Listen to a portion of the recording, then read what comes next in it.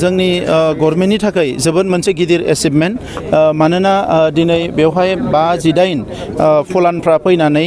बेवहाय गावसिनि हाथियार आरो बायदिसिना मैनि गं मैदेरनि हाथाय बायदिसिना बेवहाय गथायफैदों आरो बिथांमोना इयुनाव सिखार खालामला होननानै बिथांमोना दिनै फैदों जों बिसोरखौ बरायदों आरो दिनैनि समाव जोंनि नेशनेल पार्क जि दङ जोंहा वाइल्ड लाइफ बेफोरो जोंनि मोनफा मोनफा गिदिर धोन बे धोनफोरखौ जोङो बासायनानै लाखिनांगोन दा अब्लासो जोंनि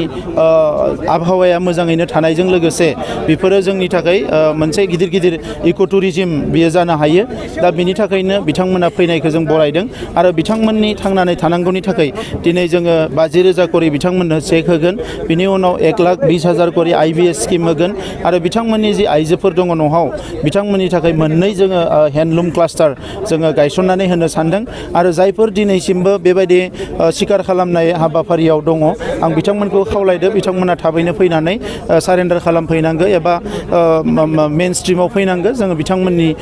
जिउ खुंनायखौ दायथ' लागोन आरो बेजों लोगोसे मोनसे खावलायबानो सानदों जायफोर दिनै दंफां खावनाय एबा दंफां दाननाय बा खामानिफोरखौ मावबाय थादों बिथांमोनाबो बेखौ दोननांगौ आरो बिथांमोननि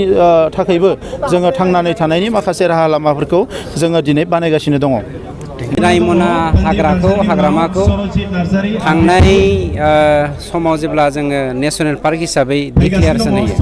बेनि उननिफ्रायनो जोङो नाजाबाय दङमोन प्रिन्स एरियानि साफ्रोमबो रायजो राजाखौ जोङो लोगो हमनानै बे ओनसोलखौ माबोरै जौगाहोगोन आरो बे हाग्राखौ जोङो लाखिनानै जोंनि थांना थानायनि राहा लामाखौ जोङो माबोरै संग्रिखांफानो हागोन बेखौ लानानै जोंनि बे प्रिन्स एरियानि गासैबो NGOनि दैदेनगिरिफोरजों सावरायबाय थाबोदों आरो थांनाय दान मोनसेनिफ्राय जोङो खोब स्ट्रंलि बे खामानिखौ मावदोंमोन जायनि जाहोनाव दिनै 57 जोंनि सिखारिफोरा जायफ्रा बेखौनो थांना थानायनि राहा लामा हिसाबै लादोंमोन बिथांमोना दिनै आखाइ दैखांफैबाय आरो बे जोंनि थाखाय खोब मोजां रादाब मोनसे समाव थांनाय 17 बोसोर बा बिनि सिगांनि बोसोरनिफ्रायनो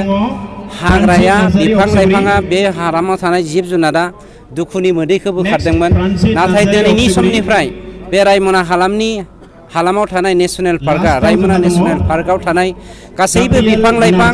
गासैबो जिब जुनारा दिनै सुखुनि मोदै बख'नो हासिगोन बा सुखुनि मोदै गहोनो हासिगोन थांना थानायनि राहा लामाखौ जोंनि बिटिआर सरकारा आखायाव लादों आरो बेखौ नोंथांमोना लासैनो नुलांबाय थागोन बिथांमोननि पारमानेन्ट थांना थानायनि राहा लामाखौ होनो थाखायनो जों थियारि जानानै दङ।